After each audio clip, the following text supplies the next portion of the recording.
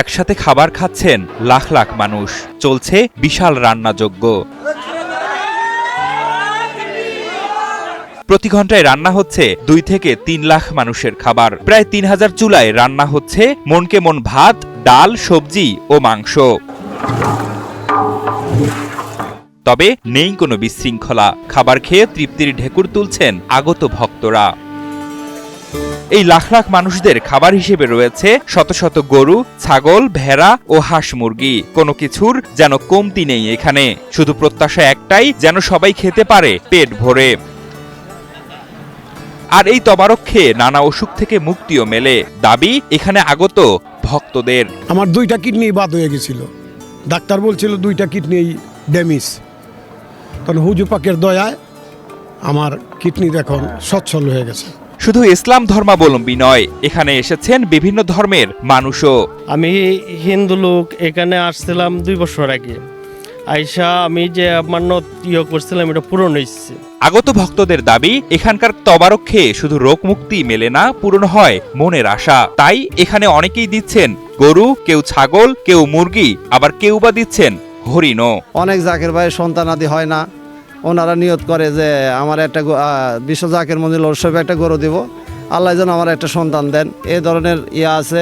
আর thalassaemia হয়েছিল, থ্যালাসেমিয়ার পরে আমার আম্মু আব্বু একটা গরু খাসি মানছিল। খাসি মানার পর আমি আমার হাতে খাসিটা দিলাম আমি কাউন্টারে। তখন থেকে আজ 1 বছর থেকে আমাকে আর রক্ত দিতে হয় না। প্রতি বছরের ন্যায় এবারও 4 দিন ব্যাপী ওরস শুরু হয়েছে ফরিদপুর জেলার সদরপুর উপজেলার আটরশি বিশ্ব জাকের মঞ্জিলে, যেখানে সমবেত হয়েছেন দেশ বিদেশের লাখো ভক্তরা।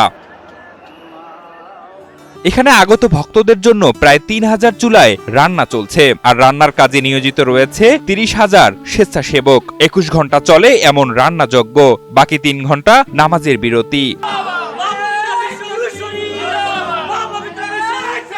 একদিকে রান্না হচ্ছে ভাত, আর অন্যদিকে রান্না হচ্ছে ভক্তদের দান করা গরু, খাসি, মুরগি ও দুম্বার মাংস।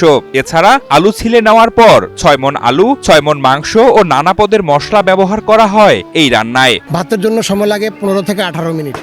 এভাবে প্রত্যেকটা ডিপার্টমেন্ট, যেমন ভাত পাকশালা, তরকারি পাকশালা, ডাউল পাকশালায় আপনার দিনটা 24 ঘন্টা শিফট ওয়াইজ জাকের ভাইরা এখানে খেদমত করে থাকেন। মুসলমান সম্প্রদায়ের ভক্তরা ছাড়াও অন্য ধর্মের মানুষের জন্যও রয়েছে আলাদা রান্নার আয়োজন।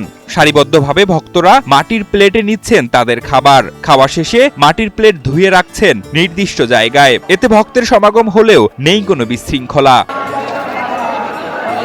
একটি পাতিলে রান্না করা খাবার প্রায় 3000 ভক্ত খেতে পারেন। পাক পবিত্রতার সাথে এবং সূরা ফাতিহা পাঠের মাধ্যমে রান্না শুরু করেন কর্মীরা, আর সবসময় দোয়া দরুদ পাঠ করায় এখানকার রান্না করা খাবার খেয়ে রোগ মুক্তি মেলে, দাবি এখানে আগত সকলের। বিশ্বলি খাজা ফরিদপুরের কদম ধরে আমরা সকালে উজু অবস্থায় সূরা ফাতিহা পাঠ করে, ফাতিহা শরীফ পাঠ করে আমরা খাবার পাক করা আরম্ভ করি। এখানে আগত ভক্তরা বিনা পারিশ্রমিকে কাজ করে থাকেন। তাদের মনের আশা পূরণ হওয়ায় ক্লান্তি ছাড়াই হাসি মুখে এভাবেই করছেন রান্নার সকল কাজ। আমার ঢাকার শায়না ক্লিনিকে ধরা গেছে ক্যান্সার, দরবার শিবির খেদমত করেন, দাদা হুজুর ছিল, আল্লাহ পাক মাফ করে দিবেন, আমার ক্যান্সার থেকে আল্লাহ মুক্তি করছে।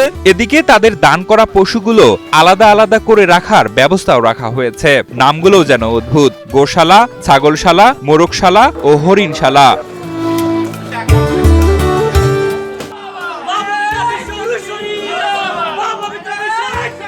ওরস উপলক্ষে রাত্রি যাপনের জন্য কয়েক কিলোমিটার এলাকা ব্যাপী তাঁবু স্থাপন করা হয়েছে। নিরাপত্তার জন্য নেওয়া হয়েছে বাড়তি ব্যবস্থা।